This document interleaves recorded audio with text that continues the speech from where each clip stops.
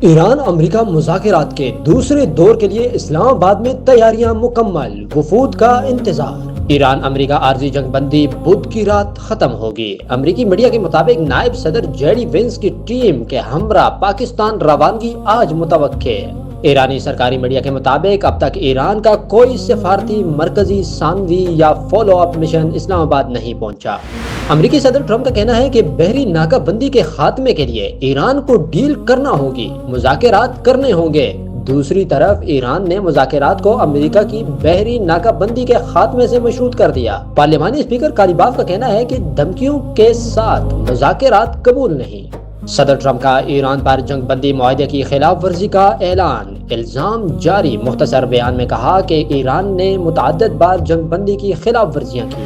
چین ایران امریکہ مذاکرات کے دوسرے دور کے لیے پر امید۔ چینی وزارت خارجہ کا کہنا ہے کہ امید ہے فریقین جنگ بندی مذاکرات کی رفتار برقرار رکھیں گے۔ ابنائے ہرمز میں بحری جہازوں کی معمول کے مطابق آمد و رفت جلد بحال ہونے کی توقع ہے۔ ترجمان قطری وزارت نے کہا کہ قطر سمیت پوری دنیا مذاکرات کی حمایت کر رہی ہے۔ ہم اپنے پاکستانی بھائیوں کی بھی حمایت کر رہے ہیں۔ ابنائے ہرمز کی مسلسل بندش کے باعث علاقائی بحران بین الاقوامی بحران بن گیا ہے۔ وزیر خارجہ اسحاق ڈار سے چینی سفیر کی ملاقات۔ چین نے خطے میں امن و استحکام کے لیے پاکستان کی کوششوں کی مکمل حمایت کا اعادہ کیا۔ نائب وزیر اعظم اسحاق ڈار کا مصر کے وزیر خارجہ سے ٹیلی فونک رابطہ، فریقین نے امن و استحکام پر زور دیا۔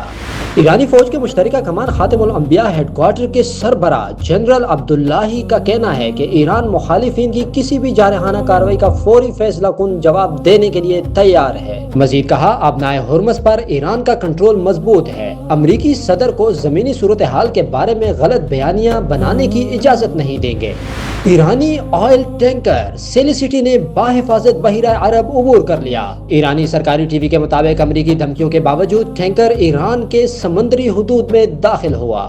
امریکی افواج کا انڈو پیسیفک کے سمندر میں کارروائی، آئل ٹینکر قبضے میں لے لیا، ویڈیو جاری کر دی۔ پینٹاگن کے مطابق امریکہ ایسے جہازوں کے خلاف کارروائی جاری رکھے گا جو ایران کو کسی بھی قسم کی مدد فراہم کر رہے ہیں۔ امریکہ ایسے غیر قانونی عناصر کو سمندر میں آزادانہ نقل و حرکت کی اجازت نہیں دے گا۔ پاکستان میں ایران کے سفیر رضا امیری مقدم کا کہنا ہے کہ کاش امریکہ اس حقیقت کو سمجھ پاتا کہ تہذیبیں دباؤ کے آگے نہیں جھکتی۔ مزید کہا، دباؤ اور طاقت کے استعمال کے تحت بات چیت نہ کرنا ایک مضبوط اسلامی اصول ہے۔ ایسے اصولوں کی موجودگی میں دھمکیوں کے سائے میں مذاکرات ممکن نہیں۔ پاک بحریہ کا anti ship weapon system Taimur air launch cruise missile کا کامیاب تجربہ۔ ISPR کے مطابق میزائل نے مشن انتہائی درستی کے ساتھ مکمل کیا۔ تجربہ پاک بحریہ کی صلاحیت اور آپریشنل تیاریوں کا طاقتور مظاہرہ ہے۔